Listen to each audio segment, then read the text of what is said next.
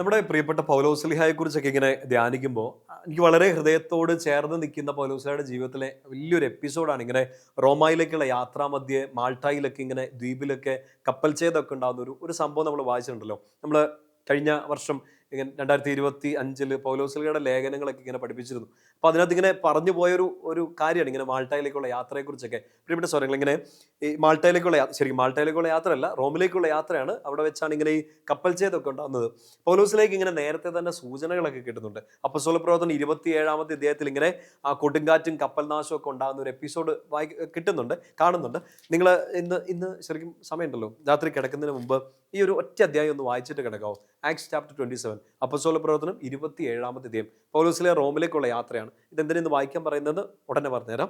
റോമായിലേക്കുള്ള യാത്രയാണ്. പൗലോസ്ലിഹ ജയിൽ ശിക്ഷ അനുഭവിക്കുന്നു, പിന്നീടുള്ള മാറ്റം, രക്തസാക്ഷിത്വം ഒക്കെ ഉണ്ടല്ലോ. അതിനുശേഷമാണ് ഈ കൊടുങ്കാറ്റ്, ആ യാത്രയിലാണ് കൊടുങ്കാറ്റൊക്കെ ഉണ്ടാകുന്നത്. അങ്ങനെ ഒത്തിരി അപകടങ്ങൾ വരുന്നു.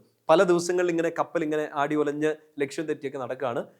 എല്ലാം മരിച്ചു പോകുന്നു, എല്ലാം അവസാനിക്കും എന്നൊക്കെ ഇങ്ങനെ ഒരു സൂചനയൊക്കെ കിട്ടുകയാണ്. പക്ഷെ പൗലോസ്ലിഹ ഈ കപ്പലിലുള്ളവരോട് പറയുന്ന ഒരു കാര്യമുണ്ട്. നിങ്ങൾ ആ വചനഭാഗം പർട്ടിക്കുലറായിട്ടൊന്ന് ശ്രദ്ധിക്കണം, ഒന്ന് അടയാളപ്പെടുത്തി ഇടുകയും ചെയ്യണം.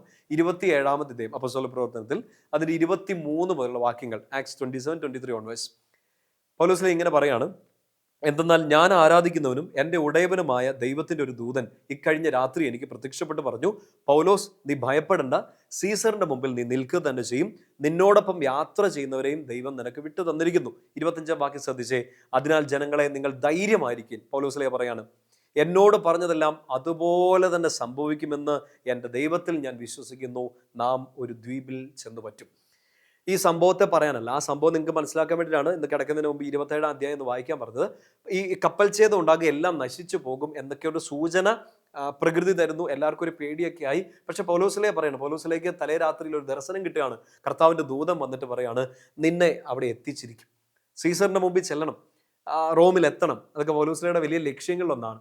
പൗലോസ്ലിഹയുടെ ദൂതൻ ഇങ്ങനെ പറയാണ്, കർത്താവിൻ്റെ ദൂതൻ പറയാണ്, നീ അവിടെ എത്തുക തന്നെ ചെയ്യും. നീ മാത്രമല്ല, നിന്റെ കൂടെ ഈ ജനത്തെ ഞാൻ നിനക്ക് വിട്ടു തന്നിരിക്കുന്നു. ഈ കപ്പലിലുള്ള ഇവരും നിന്റെ കൂടെ അവിടെ എത്തും. ഇത് പൗലോസ്ലിഹ ഹൃദയത്തിലേക്ക് ഏറ്റെടുത്തു.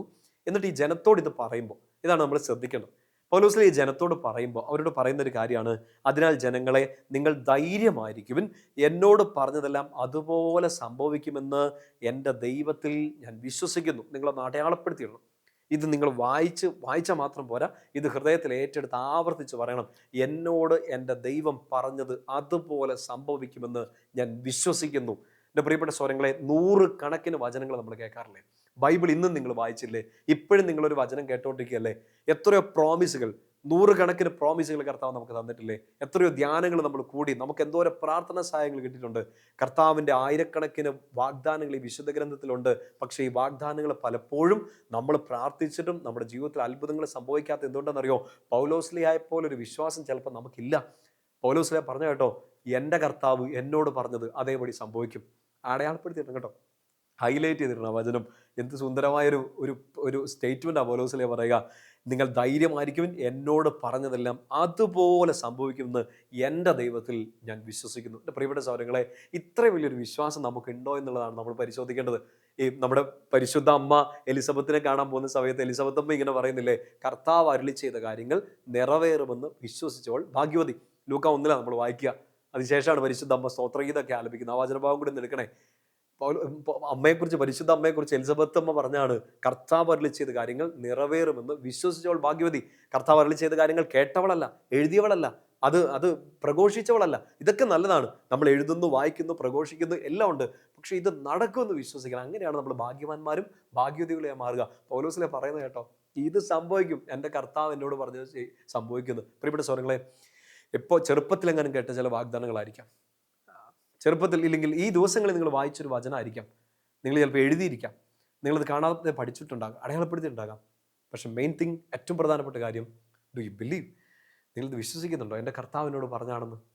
വചനത്തിലെ ഒരു കാര്യം മാത്രമല്ല, നിങ്ങൾ പ്രാർത്ഥിക്കാനിരിക്കുന്ന സമയത്ത്, ആരാധനയ്ക്കിരിക്കുന്ന സമയത്ത് കർത്താവ് ഒരു പ്രോമിസ് വന്നു, ഞാൻ നിൻ്റെ കൂടെയുണ്ട്. ഒരു ഒരു ഒരു കുടുംബജീവിതത്തിലേക്ക് പ്രവേശിക്കുമ്പോഴായിരിക്കാം, ഒരു സ്ഥലത്തേക്ക് ജോലിക്ക് പോകുമ്പോഴായിരിക്കാം, നിങ്ങൾ മറ്റൊരു രാജ്യത്തേക്ക് പോകുമ്പോഴായിരിക്കാം. ഇപ്പോൾ അവിടെ വലിയ പ്രശ്നങ്ങളായിരിക്കാം, കുടുംബത്തിലോ ജോലി സ്ഥലത്തോ നിങ്ങളായിരിക്കുന്ന ഇടങ്ങളിലൊക്കെ ഒത്തിരി സങ്കടങ്ങൾ, ക്രൈസിലൂടെയൊക്കെ നിങ്ങൾ കടന്നു പോകുന്നുണ്ടാകാം. പക്ഷെ ഉള്ളിൽ ഇങ്ങനെ ഒരു വിശ്വാസം വേണം, എന്നെ ഇങ്ങോട്ട് അയച്ചത്, എന്നെ മുന്നോട്ട് നടത്തിയത്, എനിക്കിതിനുള്ള വഴി തുറന്നു തന്നത് എൻ്റെ കർത്താവാണെങ്കിൽ എൻ്റെ കർത്താവ് എന്നെ നയിക്കും, ഞാനിത് വിശ്വസിക്കുന്നു. പൗലോസ്ലീഹ പറയുന്ന ഒരു കാര്യമാണ് 26 വാക്യത്തിൽ, ഒരു ദ്വീപിൽ നാം ചെന്നു പറ്റും, നമ്മൾ എത്തും. എൻ്റെ പ്രിയപ്പെട്ട സ്വരങ്ങളെ, പൗലോസ്ലീഹയുടെ ആ ദ്വീപ് തീർച്ചയായിട്ടും മാൾട്ടായിൽ എത്തുക എന്നുള്ളതാണ്. ആ, നമുക്കറിയില്ല എവിടെയാണ് നമ്മൾ ചെന്നെത്തുന്നതെന്ന്. പക്ഷേ ഇറക്കി വിട്ടത് കർത്താവാണെങ്കിൽ, ഒരുക്കിയത് കർത്താവാണെങ്കിൽ, കൃത്യമായിട്ട് ഇടയ്ക്ക് കപ്പൽ ഛേദവും കൊടുങ്കാറ്റം ഉണ്ടായാലും മരണഭയം വന്നാലും ഇതൊക്കെ തകർന്ന് തരിപ്പണായി പോകുമെന്ന് തോന്നിയാലും കൂടെ നിൽക്കുന്നവർ പോലും തകരുമെന്ന് തോന്നിയാലും ഒരു ദ്വീപിൽ നീ എത്തിച്ചേരും. കാരണം നീ കൈ കൊടുത്തത് കർത്താവിനല്ലേ. ഈ കപ്പലയിലോട്ട് കയറിയത് കർത്താവിൻ്റെ കൈ പിടിച്ചിട്ടല്ലേ. നിന്നെ അവിടെ എത്തിക്കുന്നതിനോട് പറഞ്ഞത് കർത്താവല്ലേ. ചുറ്റും നിൽക്കുന്ന ആളുകളെക്കാൾ അപ്പുറമായിട്ട് കർത്താവ് സ്നേഹിച്ചുകൊണ്ടിരിക്കുന്നത് നിന്നെയല്ലേ. അതൊരു പോസിറ്റീവ് സ്വാർത്ഥതയായിട്ടൊക്കെ എടുത്താലും കുഴപ്പമൊന്നുമില്ല. ഈശോ സ്നേഹിക്കുന്നുണ്ട്. വിശുദ്ധ അഗസ്തീനോസ് പുണ്യാളനൊക്കെ ഇതൊക്കെ ഇങ്ങനെ ബ്യൂട്ടിഫുൾ ആയിട്ട് പറയുന്ന ഒരു കാര്യമുണ്ട്. ഈ ലോകത്തിൽ നീ മാത്രമേ ഉള്ളെങ്കിൽ നിനക്ക് വേണ്ടിയും ഈശോ മരിക്കും.